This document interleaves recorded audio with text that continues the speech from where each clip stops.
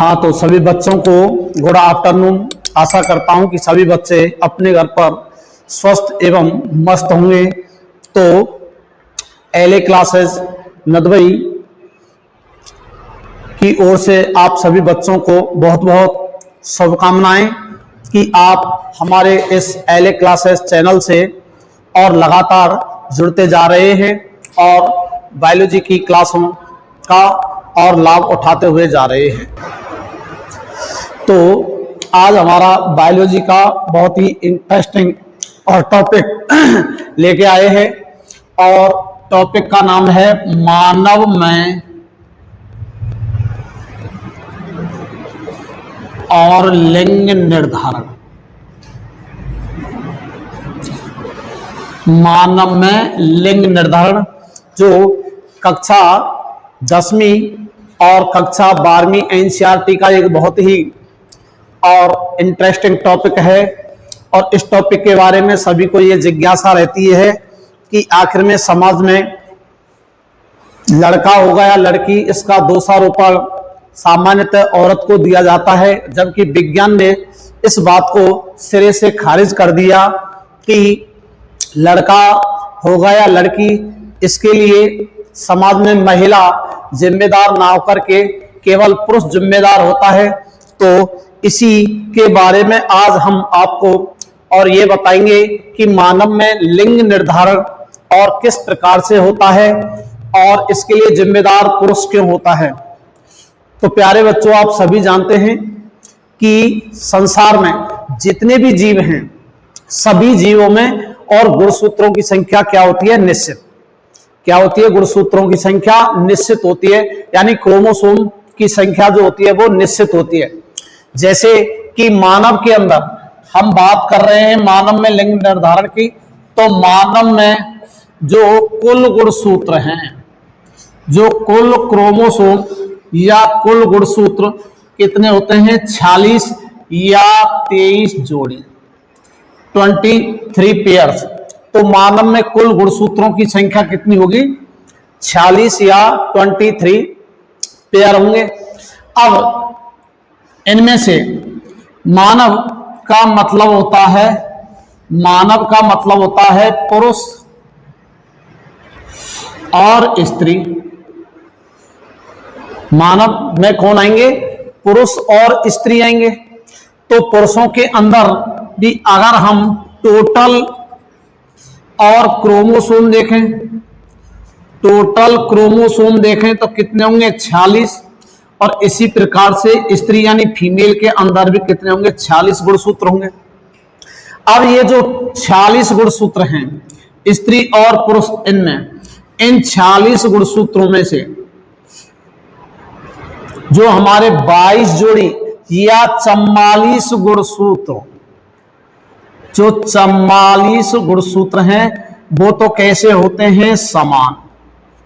इसी प्रकार से महिला या फीमेल के अंदर भी 40 जो गुणसूत्र हैं वो कैसे होते हैं? एक समान, समान होंगे।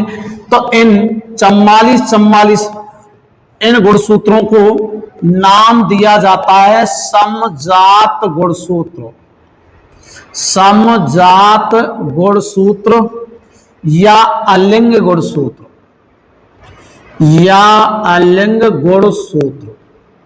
तो इस प्रकार से मानव के अंदर स्त्री और पुरुष दोनों में 44 गुणसूत्र कैसे होते हैं? एक समान होते हैं। यानी ये 44 गुणसूत्र लिंग निर्धारण में और अपनी कोई भूमिका अदा नहीं करते, इसलिए इन्हें हम अलिंग गुणसूत्र या समजात गुणसूत्र कहते हैं। अब पुरुषों के अंदर यानी मेल के अंदर जो 23वां जोड़ा गुणसूत्र है वो कहलाता है लिंग गुणसूत्र। लिंग गुणसूत्र। और उस लिंग गुणसूत्र का जो नाम है वह है XY। इसी प्रकार से फीमेल में देखें अपन, तो फीमेल के अंदर 23वां जोड़ा, कौन सा? 23वां जोड़ा जो गुणसूत्र का है वो भी क्या है, लिंग गुणसूत्र। लिंग और गुणसूत्र जिसका नाम है या वो होते हैं हमारे एक्स एक्स एक्स एक्स। तो इस प्रकार से पुरुषों के अंदर 23वां जोड़ा जो गुणसूत्र का है वह लिंग गुणसूत्र कहलाता है या सेक्स क्रोमोसोम जिसे बोलते हैं, और वो होता है एक्स वाई। और फीमेल के अंदर 23वां जोड़ा जो गुणसूत्र जो सेक्स क्रोमोसोम है वो होते हैं हमारे एक्स वाई। इस प्रकार से 44 गुणसूत्र स्त्री और पुरुष दोनों में गुणसूत्र कैसे हो, समान, अर्थात अलिंग गुणसूत्र।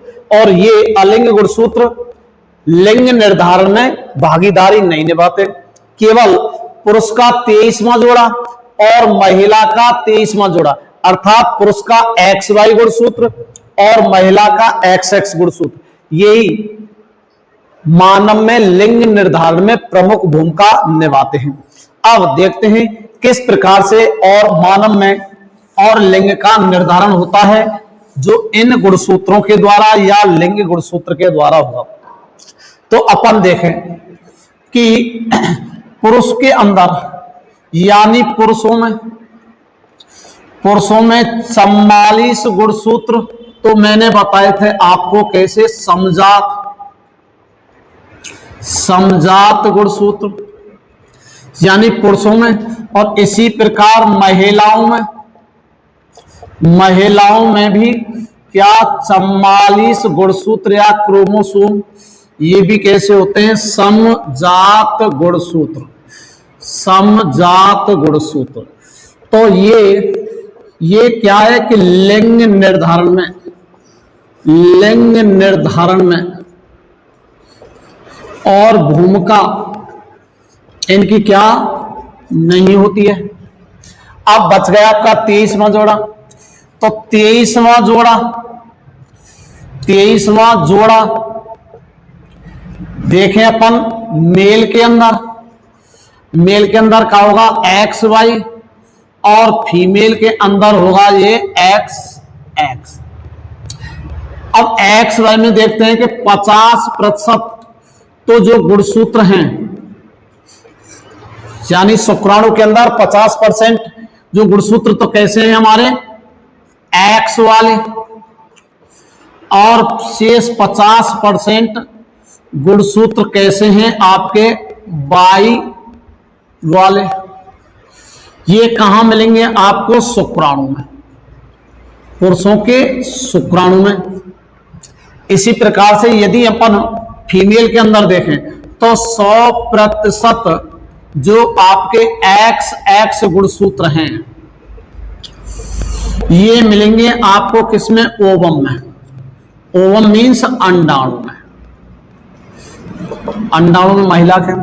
तो इस तरह से अपन इसकी मैकेनिज्म देखते हैं, अपन क्रियाविधि के आखिर में मानव के अंदर और किस प्रकार से और सेक्स डिटर्मिनेशन होता है।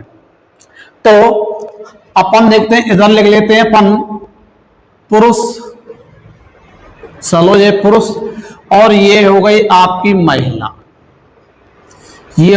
महिला, तो पुरुष के अंदर अपन देखते हैं टोटल गुणसूत्र तो 46 हैं, तो 44 तो समजात गुणसूत्र प्लस एक जोड़ी लिंग गुणसूत्र, कौन से, एक्स और वाई। तो इस तरह से ये टोटल 46 गुणसूत्र पुरुष में। महिला के अंदर देखें कि 44 प्लस एक्स एक्स, ये हो गए आपके महिला के अंदर। तो ये कंडीशन है आपकी किसमें, शुक्राणु में और किसमें, ओवम के अंदर। अब आप देखो इनमें होगा आपका मियोसिस का मतलब है अर्धसूत्री विभाजन। अर्धसूत्री विभाजन के द्वारा क्या बनते हैं, युग्मक यानी गैमीट्स का निर्माण होगा। तो अब इनमें होता है मियोसिस, और मियोसिस के द्वारा क्या बनेंगे आपके युग्मक निर्माण, युग्मकों का निर्माण होगा। और आप सभी जानते हैं या कमेंट्स करके बताओ कि युग्मक अगुणित संरचनाएं होती हैं या द्विगुणित या त्रिगुणित संरचनाएं। तो कई बार क्वेश्चन, बहुत सिंपल क्वेश्चन है, यही पूछ लिया जाता है कि जो युग्मक होते हैं वो अगुणित होते हैं या द्विगुणित होते हैं या त्रिगुणित होते हैं। तो प्यारे बच्चों याद रखना, हमेशा जो युग्मक होंगे वो अगुणित होंगे, हैप्लॉइड होंगे, यानी एन होंगे, अर्थात इनके अंदर गुणसूत्रों की संख्या आधी होती है। तो याद रखना, तो अर्धसूत्री विभाजन के द्वारा गुणसूत्रों की संख्या आधी होगी, तो 44 के आधे कितने हुए 22, और इधर प्लस एक्स वाई में से आधे इधर एक्स, ये। और इसी प्रकार से अगला जोड़ा जो बनेगा, अगला युग्मक जो बनेगा वो 22 प्लस 22 का। तो इस तरह से दो युग्मकों का निर्माण पुरुषों के अंदर हुआ।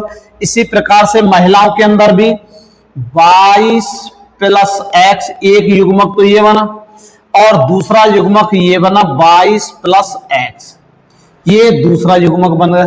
तो इस तरह से ये गैमीट्स का निर्माण हो गया। अब अपन देखते हैं इन युग्मकों का संलयन। अब इन युग्मकों का क्या होगा, यहां पर संलयन, युग्मकों का संलयन होगा। युग्मकों का संलयन कब होगा, निषेचन के दौरान। निषेचन कब होगा, मैथुन के समय, यानी कॉपुलेशन के समय।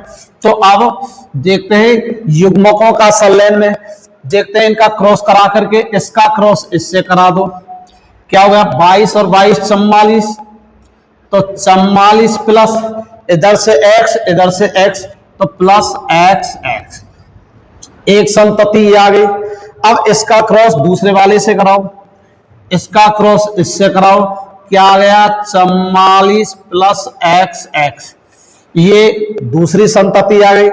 अब इसका क्रॉस इन दोनों से कराओ, इसका इससे कराया तो 44 प्लस एक्स वाई, ये तीसरी संतति आ गई। अब इसका क्रॉस इससे कराओ तो 44 प्लस एक्स वाई, तो ये चौथी संतति आई। तो अब इस तरह से आप देखो 44 प्लस एक्स एक्स क्या थे, तो एक्स एक्स किस में मिलते हैं, महिला में, तो एक्स, तो इसका मतलब है कि रिजल्ट क्या निकल के आया कि इस तरह से कि संभावना क्या बनी, संभावना क्या बनी, संभावना यह बनी कि 50% जो संतति निर्मित हुई वो कैसी हुई, फीमेल, कैसी हुई, फीमेल। देखो 44 प्लस एक्स एक्स, इधर 44 प्लस एक्स एक्स को मतलब 50% संभावना किसकी, फीमेल की, यानी मादा शिशु की, और 50% संभावना किसकी बनी, 50% संतति किसकी बनी, मेल यानी नर शिशु की। तो इस तरह से अपन कह सकते हैं कि आखिर में लिंग का निर्धारण किस गुणसूत्र ने किया, लिंग गुणसूत्र कौन सा था इसमें, पुरुष का बाई। जहां जहां पर बाई गुणसूत्र एक्स गुणसूत्र को निषेचित करेगा वहां वहां संतति कैसी होगी, नर शिशु। तो इसका मतलब जो परिणाम निकल के आया, जो परिणाम निकल के आया वो क्या आया कि मानव में लिंग निर्धारण, मानव में और जो लिंग निर्धारण हेतु पुरुष का कौन सा बाई गुणसूत्र ही क्या होता है, जिम्मेदार, क्या होता है, बाई गुणसूत्र ही जिम्मेदार होगा। इस तरह से यदि आपको कंपटीशन में क्वेश्चन आ जाए कि मानव के अंदर लिंग निर्धारण हेतु कौन सा गुणसूत्र जिम्मेदार है, तो याद रखना पुरुष का बाई गुणसूत्र, महिलाओं में नहीं मिलता है, याद रखना, पहली बात। दूसरी बात याद रखना, जितने भी हमारे 46 या 23 जोड़ी गुणसूत्र रखा है उनमें से सबसे छोटा गुणसूत्र अगर आपसे पूछ लिया जाए तो वो भी कौन सा है, हमारा बाई गुणसूत्र है। कौन सा है, हमारा बाई गुणसूत्र सबसे छोटा गुणसूत्र है। क्योंकि फिर पूछ ले आगे, और अगर डिटेल में पूछे कि बाई गुणसूत्र सबसे छोटा ही क्यों होता है, क्योंकि इस पर सबसे कम जीन्स पाई जाते हैं। कौन से पर, बाई गुणसूत्र पर सबसे कम जीन्स वाला गुणसूत्र कौन सा है, हमारा बाई गुणसूत्र है। किस में मिलता है, केवल पुरुषों में मिलता है। क्या काम है, मानव में लिंग का निर्धारण। अतः हम कह सकते हैं कि लड़का होगा या लड़की, इसके लिए जिम्मेदार कौन है, केवल पुरुष, ना कि महिला। तो आज से प्यारे बच्चों ये भ्रम आपका दूर हो गया होगा कि मानव के अंदर जो लिंग का निर्धारण कौन सा गुणसूत्र करता है? पुरुष का वाई गुणसूत्र ही जिम्मेदार है, ना कि महिला। क्योंकि महिला के अंदर तो दो XX जो लिंग गुणसूत्र है वो समान जाति के हैं, एक समान जाति के हैं, लेकिन पुरुषों के अंदर जो हमारा लिंग गुणसूत्र है वो दो हैं और वो अलग अलग जातियों के हैं, एक X है एक Y है। तो इस तरह से पुरुष का X गुणसूत्र महिला के अंडाणु के X अगर गुणसूत्र को निषेचित करता है तो क्या होगी? फीमेल। और यदि पुरुष का Y गुणसूत्र महिला के अंड के X गुणसूत्र को निषेचित कर देता है तो बनने वाली संतति क्या होगी? मेल। इस प्रकार से हम कह सकते हैं कि जब माता के गर्भ में जो शिशु होता है उसमें हम यही तो कयास या अटकलें लगाते हैं कि लड़का होगा या लड़की, तो इसका मतलब 50-50 चांस है, क्योंकि तीसरी चीज तो होने वाली नहीं है। क्या बताओ, मानव के अंदर या तो लड़का होगा या लड़की होगी? ऐसा होता है क्या कि मानव के अंदर और निषेचन के बाद ईंट पत्थर पैदा हो जाएं या जानवर गधा घोड़ी पैदा हो जाएं? ऐसा तो कभी होगा नहीं। होगा तो या तो लड़का होगा या लड़की होगी। क्या गधे पैदा हो जाएंगे क्या? कमेंट्स करके बताओ कि मानव ने गधे पैदा किए, कभी सुना है? नहीं सुना ना। तो क्यों? क्योंकि जो जाति है, एक जाति अपनी ही जाति, इसका मतलब मानव में कौन सा जनन मिलता है? लैंगिक जनन। और लैंगिक जनन में अपन जानते हैं कि लैंगिक जनन दो अलग अलग यानी समान जातियों के बीच में और दो जीवों की भागीदारी जो होगी वो लैंगिक जनन में होगी। और लैंगिक जनन में जो जनक हैं वो अपने समान ही संतति पैदा करते हैं, इसी के तो अपन क्या कहते हैं? लैंगिक जनन। तो मानव के अंदर लैंगिक जनन मिलता है, अपने समान जैसी संतति प्राप्त करता है या पैदा करता है, इसी वजह से मानव से मानव ही उत्पन्न होगा, ना कि गधा घोड़ा या ईंट पत्थर।